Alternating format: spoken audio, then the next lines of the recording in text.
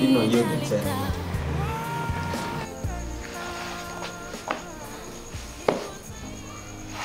Penda ay no gurɗa e galle he aɗa tan jooɗi a jaɓani liggade a jaɓani defte a jaɓani ƴogde a jaɓani furfude a jaɓani wadde haydara ko garno noon wadde proposé komi jin noon garami nawma to e société amen o mbatta dawde worko nañƴa bawa nafde nene ma e bamma mbawa nafde hoore ma par ce que jooɗa tan e nder galle garɗo foof tawma ɗo sen ya woppuma ɗo ɗumen ustu personnalité neɗɗo te min ta miñam miɗa ken ustuma miɗa kedin famille o fof yimɓe fof ƴeewe wiye war kas Penda.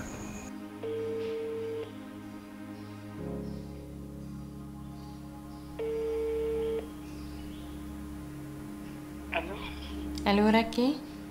Hayo jam. Mbaɗɗa? An woppi kam de cukkuɗa jeegu ma aw tan jejjitɗa kam anne. Oɗo wi noon an a meeɗa ka yejjiteede. Noon mbiyanmi kay an han ɗon tan.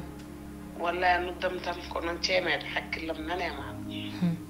Haruna haɗa andi numéro am ko tigi a noddani kam joni dal a fadal meɗa ma nodda tan. Tade an so a wiyama ni tan mbi hakko joom gallam ɗum koye fewnude ɗo gon koye wadde ni henne ko ɗum tagi. Sa woni debbo desaɗa ma andu. Ɗum jokkuɗa ɗum gayta ko ni woni ɗo mi rasatake law. Amma yah noon a wawa ɓoydu ni hen tene anne nak. Ɓiɗɗo debbo joni dewgal ma no way mbatno saɓurde. Racky comme d'habitude tan te ni hen mom guilani lembel Jibril o ari min mi wiyanno ko ma ɗum samor kono ɗum ɓuri ɓeydu probléme aji ɓuri ɓeydu an Racky. Nawli ko waɗaka barka guilandan mi haalino kono ko noon tan. Sini sagam noon ngara mbatta dawde worko dañanɗa hoore ma. An kam Jibril ko woni mbaɗa faaɗirma e galle ho walla? Ala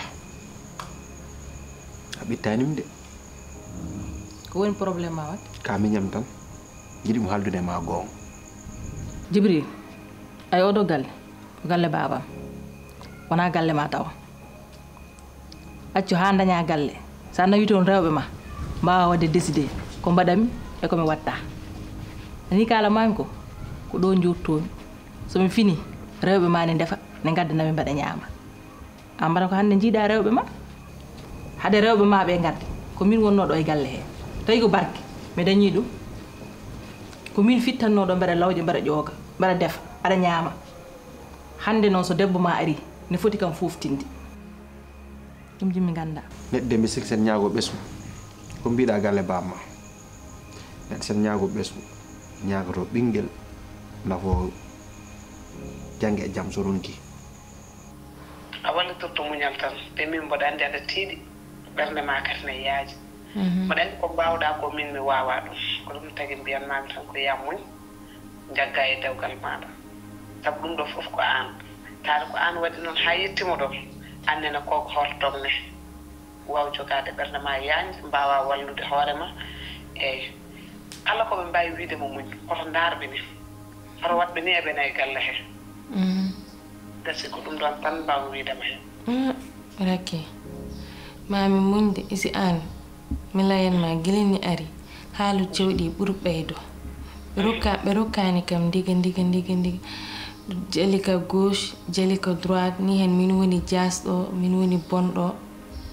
an ko mbawɗa miijo dal ganɗani sa noon wi neɗɗo tan ma dañ mettere an andu min noon wi e nder wuuro he kono nak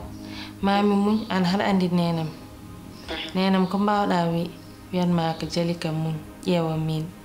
ti min kam dañmi a an he kono son jooɗima mbiyon kam jali ka wat continue muña mi jooɗoto mi muña par ce que ni hentene wa woppu Jibril ndax min Jibril tan gandumi ɗo ɗo tegmi ɗum wallahi mi yiɗa dara mettude ɗum te mi waya woppude ɗum mbeɗa andi si nden waɗi ɓurat saftu. mais yawre galle ala nafɗa nene ma ala nafɗa bamma par ce que jaɓani ko liggal ala ko tottuɗa ɗum de moƴƴani ma pende miñam an kam Jibril ko woni probléme ma an kam ko dow ma jooɗimi walla koye dow debbo ma jooɗimi ala ɗum noon so wona Jalika ay mi puusani mi paasani mi dirtani ɗo ni jinmi noon goppa kam haajuma ala yam joni min ni gueɗel gotel tan ñaaguimami ay rewbam ɗiɓɓe komi jiɗɗo pondaɓe mbiɗa ya wone galle he tan ɓeyre jaɓani wadde haydara aɗa won ɗo tan hande Jalika jangga Leyla ɓawa jang gadda kibar kes totta nene ɓeyɗa an kam nenam ko ƴetta nokku mum ɗiɗɗi foof tottuma kalko mbiɗa ko noon kalko mbaɗɗa ko noon kalko jiɗɗa wiide ko noon jiɗim noon pondaɓe so andi a wawa maslidire makko wirtu sa wirtimi salmin sa salminiɓe kaɗa he ɗon e makko surtout Jalika noon ay an noon Jibril ko joni pammami an ko min jiɗɗa wadde naafigué e galle he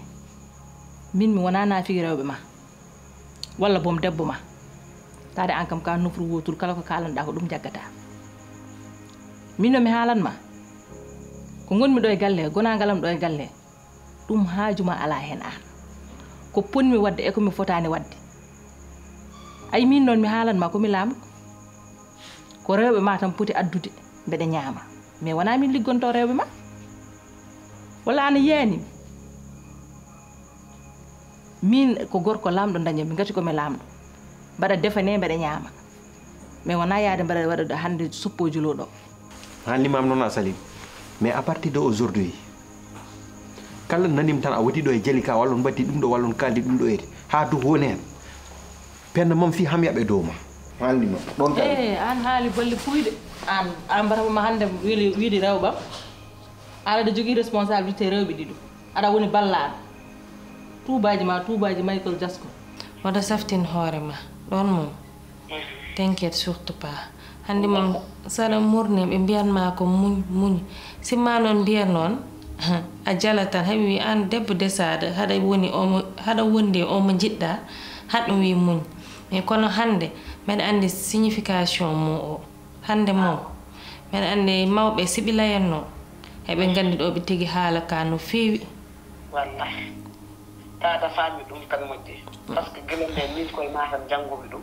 ngandum hankkadi muño kam ko woni ko yahata ko koye ma tan ngandum ɗum hankkadi par ce que ɗum ɗo ko tiɗɗo tigi wawi ɗum jom ɓernde yanje kadi wawi wonde ɗon sabu galle mono kam min kam mi famatama eyyi surtout ngel ɗo yummiraguel min ala caɗele Allah ko ballo ma Allah walla sallah jaaɓi par ce que an a dañata ko muusi inchallah an ga moƴƴo mi weltima no feewi mi jooɗi tan potmi gon liggey min darami nodda rakki yaw mi ƴeewa par ce que an woppu kam kay min daram nodduma mi ƴeewa hono mbaɗɗa ɓerde min min jiida min hay sinno mi aɗani toon mboɗo yiide nandema e téléphone a majjani ɗum ɓen tan komi nodduma e gona wiidema a noddi kam law wonko waɗante Jibril wonkoye ɗum ɗiɗde aɗani minane ɗum ɗon an woppu Jibril yali a dañ mo mbaɗa Jibril tan neni inchallah amin e moƴƴi ay nanedir après inchallah ok mami astun ma ɓeydo yewtude hen so Allah jaaɓi d'accord allez ciao bonne journée merci bye jarama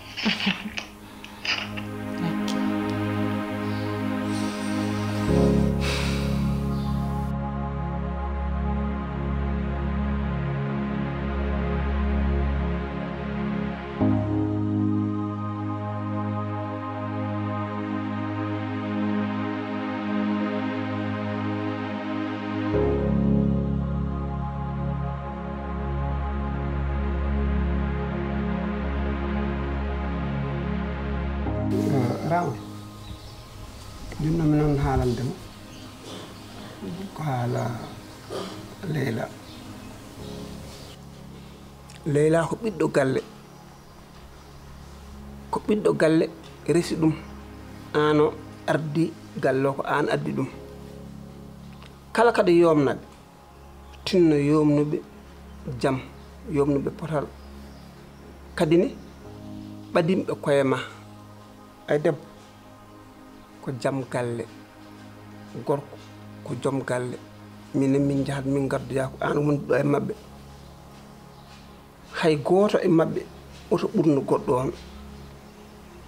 no joom galle maɓɓe fundiriɓe ni an fundirɓe noon no addirɓe ɗo ni an so waɗi ha o ari tinnoɗa fewnu suddu haddu moƴƴin hande an arde yimɓeɓe oto kañum ko ɓiɗɗo galle ko jahowo pende ko defeteɗo inchallah watta probléme tawi ko min tan so Allah jaaɓi probléme watta e galle he saabu kamɓe fof ko min jibini ɓe moƴƴi kamɓe fof ko min jibini ɓe inchallah hay probléme goto watta ɗo hen saabu kamɓe fof ko min jibini ɓe Assalamu alaikum. aleykum salam Nene. penda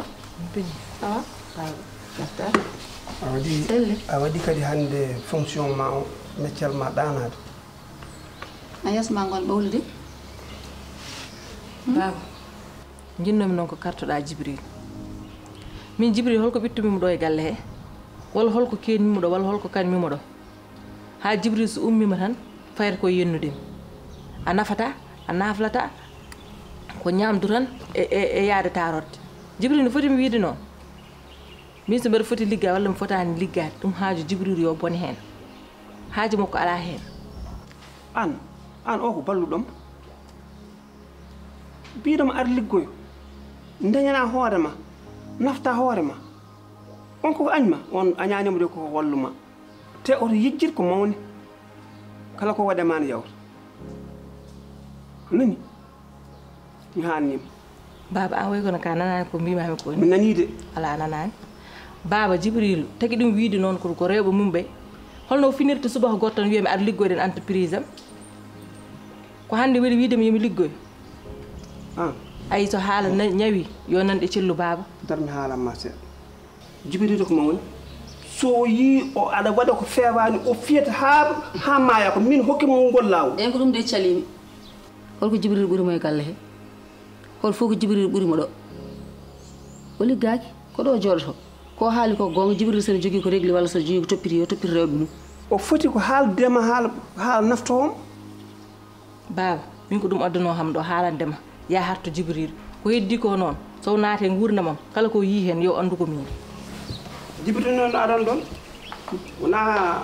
to hankkadi nde tonni dota poti doole poti takko mbini rimulage ya Jibril nan ɗon ɗimi liggey makko yo haaju Jibril ala hen Jibril yo toppiri liggey mum tan yon tan taw ɗo liggoto wallahi wallani bisimilla so liggoyaki ko ari hen fof an mayi taw aɗa joganima ko dokkuɗamo bisimilla enen fof jiiɗo eyyi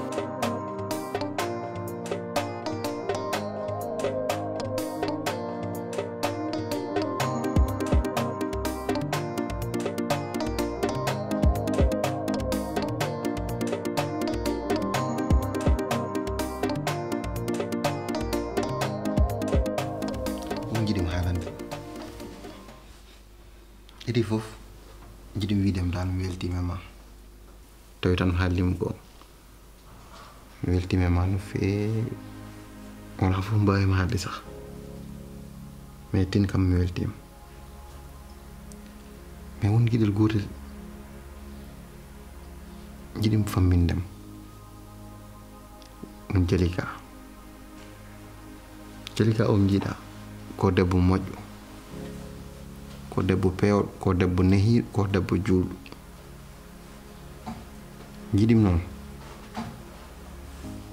jiɗimi andindem yiɗa mbaɗam nawle jiɗimi yo on mawni par ce que hayso lebbi ɗiɗi kan heccuma te min ɓoydi jiɗimi mbaɗam respecté mbason wadde affaire de nawlelaw hakkude mon ɗum tan jiɗimi mbaɗnakam gonon sehilaɓe enen fof gonen sehilaɓe nden mbawta guurta e jaam ɗum tan jiɗimi mbatta hen hakkille anani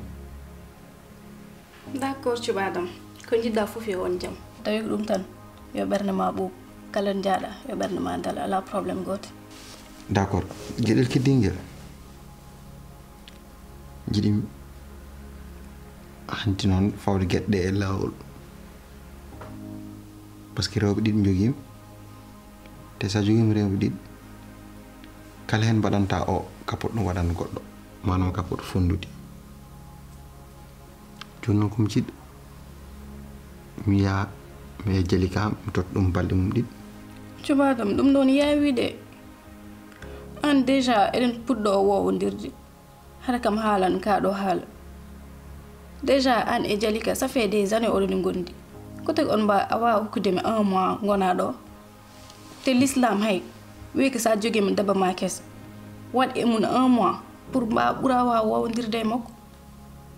ganda kam on woni holon an nene ganda o ando an woni holon hanti sa dañi balɗe ma ɗiɗi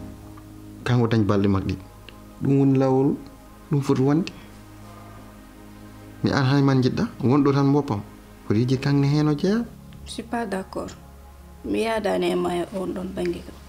ɗo joɗɗo mbaɗaɗo 1 mois timmuɗo sa pari min puɗɗo wadde yontanne amen ala probléme mais pour l'instant kam ɗum kalda kam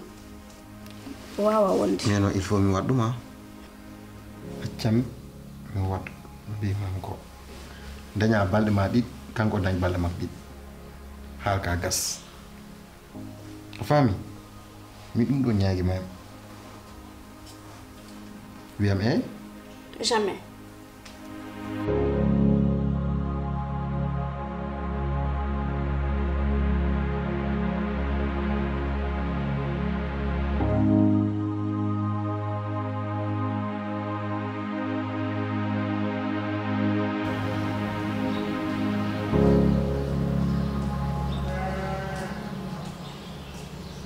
Agam debbaji mata nanani ko noddanno mami ko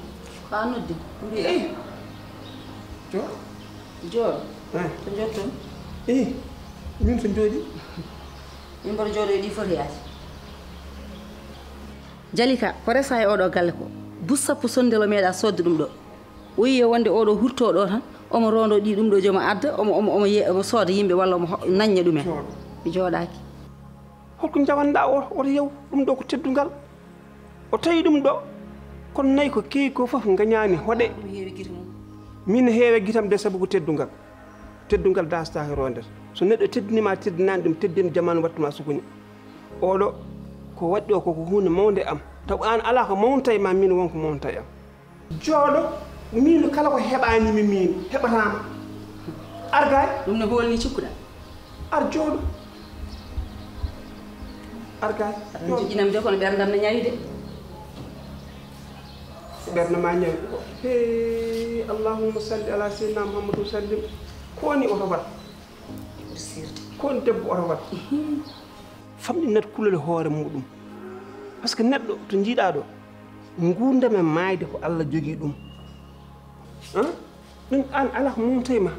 ɗum ɗo neɗɗo waɗa ɗum teddungal jimmi noon ko gueɗel gotel tinnoɗa yaha to Jalika mbiyama Allah jarama mi yi ɗum ala ko ustatanima haydara a juumani an mi juumani de min o ƴeewa min ƴeew mi yahata makko mi wiyamo o jarama e ɗum omo dañi ɗum e yam min o suma takko mo mbiɗa suma takko an addi ɗum ɗo min ko fadano e makko ko waɗani ɗum ko fadano e makko ɗo e galle wona ɗum funtata yimɓe ɗum o wawa soddede ɗum yimɓe yo foftin yimɓe tawi noon ko jarama o fadata suwa en haw on ko addi ɗum de Amir jom waali Amira mbaɗɗa no mbaɗɗa aɗa selli aɗa selli mbaɗɗa e tampere aɗa jam jam tan mbaɗɗa tampere woni toon getteɗama an wayrede machallah ɗo liggeyo mawɗum alhamdulillah yo nenɗo tan jam tan alhamdulillah getteɗama nawon ceeɗi bisimilla rewonɗo tan pour salminde joom suudu amin gar ɗum ɓooyani gonga o mono suudu takkinde e suudam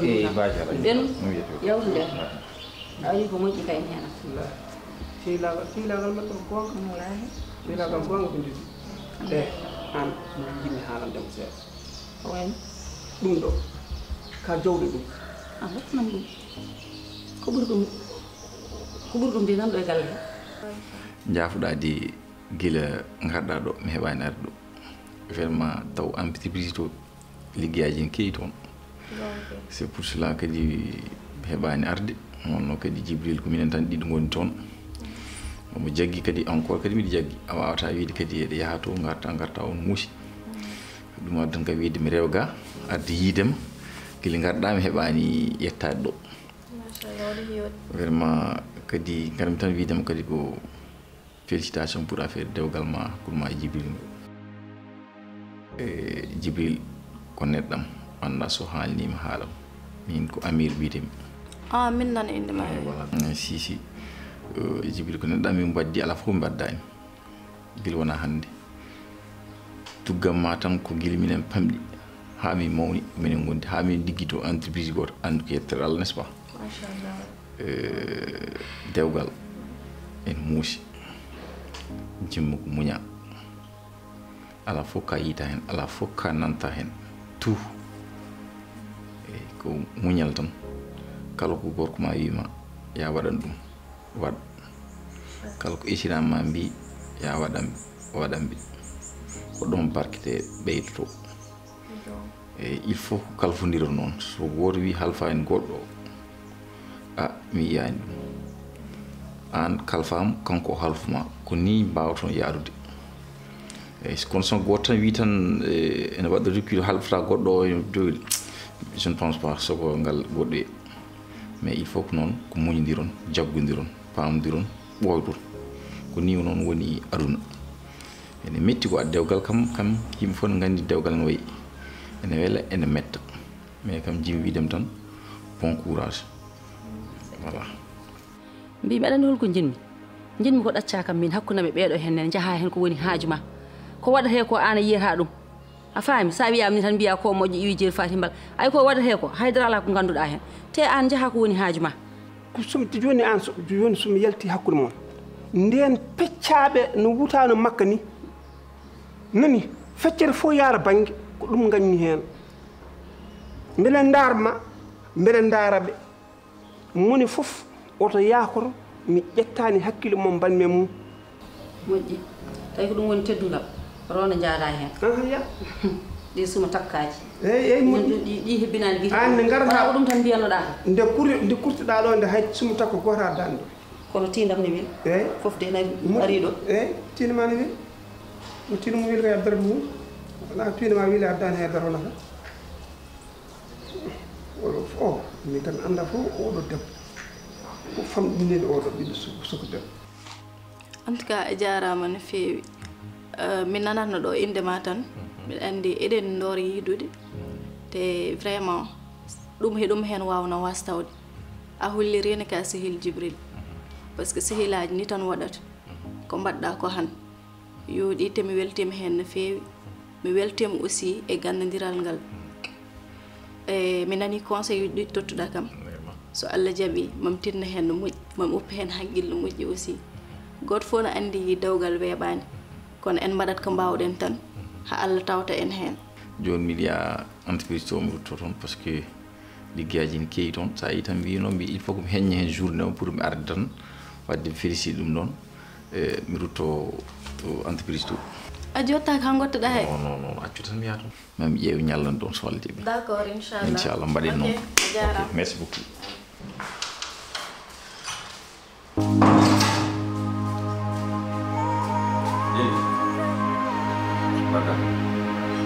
Ça va? aɗa selli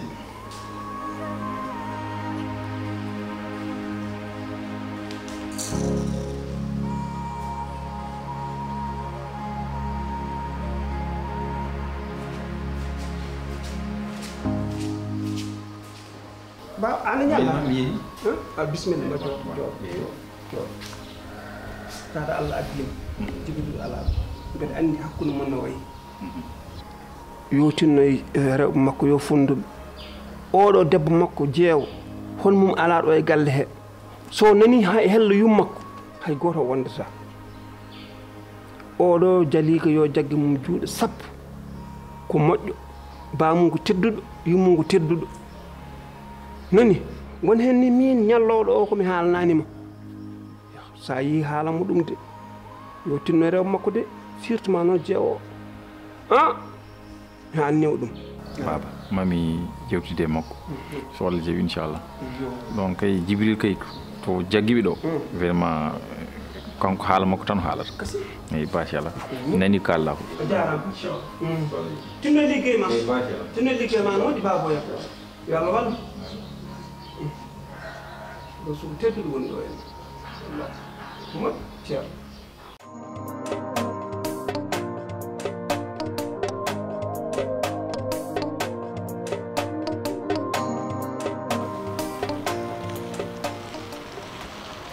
Gimana Pen? Pen waɗa? Aɗa selli? Waɗa e tampere? Machallah. Pen ana woppi kam de. An baydi ko tagi ana ala joom. An komi jaggunoɗoma ha mbeɗa woppuma. An kam ko ni tan. To jiiɗa ha men beddaji fof ka dogo. An ko woni probléme ma? Gillami ma mi yitkinaki. Ko gilli tiiɗ. Est ce que a faami? Min wona cahande. Komi jiɗɗo resdema. An kam baydi. Ha hande to gonnoɗa ɗo ko ɗon tan gonɗa. An kam a ronkama tan yadir. Jalika an kam mbiɗa no mbawɗa wurdude oɗo galle ñam fo tan caɗele e dow caɗele oɗo istiraɗo wawatan hokkudema jaam kala nde wiya jaam dañama tan taw jaam dañaka mbiɗa sa nawlirama ma jaam daña joni guila nawligu ngu haala ha joni galle o wondi tan ko jiiɗa yiidema Jalika no mbawɗa joɗirade e oɗo galle artot galle mon wadde ha diwto o saaha tade ɓe jiiɗa yiidema an esi yiɗa yiidema ƴeeko yiɗa yiidema kala pinɗo subaka tan ne yiɗanma probléme mo ganduɗa an anda ɗum a jibidinaka hen a anda probléme a anda bone a anda haydara ɗo joni taw ko ɗum ƴettu bagage ma kota galle mon ha diwa o saaha Rakke ayide joni moom chaque jour problème sur problème min mi yaha ha affaire o wat kam dépassé sax ayi tout le temps an men ma saftina appel sur appel vocal sur vocal an moom rokkanima jaam ayi de aduna o moom joni yimɓe jejjitat ko ɗum ɗo tan haalte min mi wima gilaɗa waɗa mi haalima saabu neɗɗo ɓalejo ne metti ɓe gañi yiide tan ko kesso an gila nde muusi nde ko an wonnoɗo hen nden haydara ala hande soɓe mbawi hande hoynude guite mabɓe ɗe dow ko sibabo nde wonki maɗa muñal ngal muƴƴa ɗo ngal jammo gadduɗa e oɗo galle o ɓe potano yobdema bonande kono neɗɗo ɓalejo ne metti kala kesso garowo ko on tan gembete faane dow enen ko noon mbaɗen A dirani a dirtani aɗa wayi tan no pengal ni. An kam ko woni probléme ma? Ana wawa ham woppude. Walla an kam ko ndewɗa yam ko tan mbaɗa jandilma ne welma. Eyyi sabu aɗa jarani kam ɗum nde ɗannotonomi mbiɗa fayi Italie ka bannoɗomi boloke ɗum waɗi mi heɓani tintindema min mi yiɗa yaade ko ganduɗa ka ala e mum Ka ɗanni noon ko ɗanniɗa ko kam maro wonko gartirɗa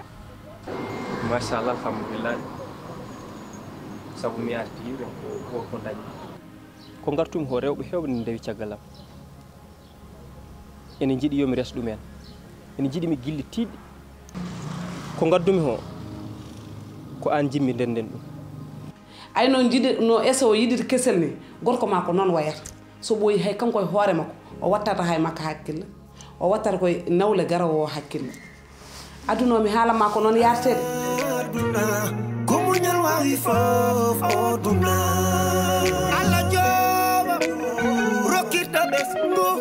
so Allah rokkima an jeeyi so haɗima muñalla ko joom yurmede woto ñoheemo woto koynemo woto bonde gurdam makko